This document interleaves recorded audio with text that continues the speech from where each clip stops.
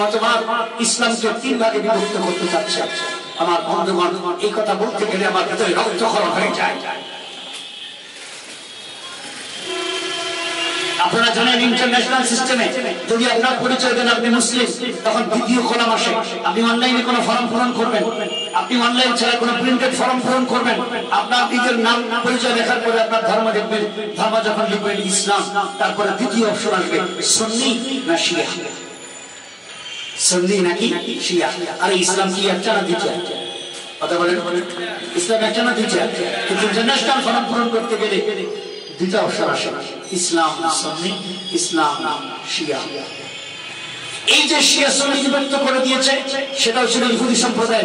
আপনারা জানেন খলিফা ওসমান রাদিয়াল্লাহু তাআলা শাহাদাতের মাধ্যমে, ইহুদিদের ষড়যন্ত্রের মাধ্যমে এই সমাজ, এই ইসলামকে, মুসলমানদেরকে দুই ভাগে বিভক্ত করেছে ইহুদি সম্প্রদায়।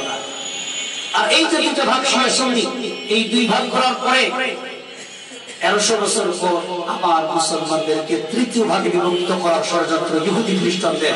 সেটা হলো আজকে আমরা শুধু কাদিয়ানি কাদিয়ানি বলছি, কিন্তু ইহুদি খ্রিস্টানদের ষড়যন্ত্র হলো মুসলমানদের তৃতীয় পরিচয় হলো মুসলিম শিয়া, মুসলিম সুন্নি, মুসলিম আহমদিয়া। বলেন নাউজুবিল্লাহ। আজকে পৃথিবীর বিভিন্ন দেশ আছে, দেশের রাষ্ট্রপ্রধানদের কাছে এবং সরকারের কাছে মুসলমানদের প্রতিনিধিত্ব করে এই কাদিয়ানিরা। মুসলমান মানে কাদিয়ানি। সুতরাং আপনি মনে করছেন যে আমরা কাদিয়ানিদেরকে রাষ্ট্রের মুখস্থ ঘোষণা করার আন্দোলন করব, কিন্তু কাদিয়ানি তার চেয়ে বড় ভয়ঙ্কর ফেতনা। কাদিয়ানি মুসলমানদেরকে তৃতীয় ভাগে বিভক্ত করার ষড়যন্ত্রে প্রায় সফলতার দ্বার প্রান্তে পৌঁছে গেছে।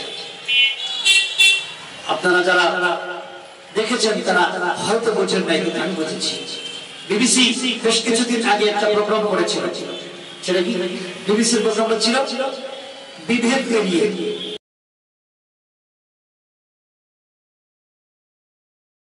সুন্নি ও আহমদি, সুন্নি ও আহমদি বিভেদ পেরিয়ে, এই বিভেদ পেরিয়ে বিবিসির একটা প্রোগ্রাম।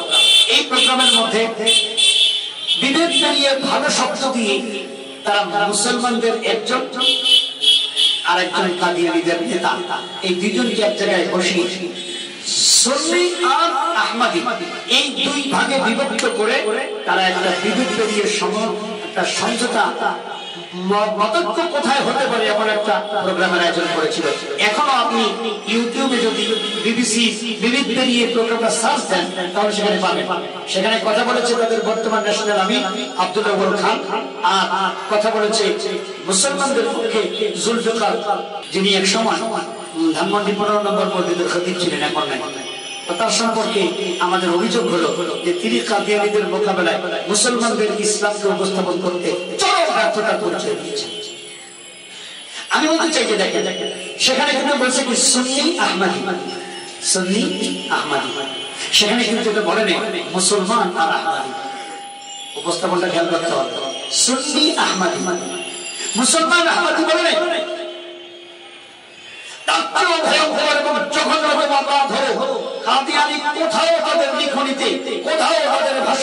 মুসলমানদেরকে মুসলমান শব্দে উল্লেখ করে না।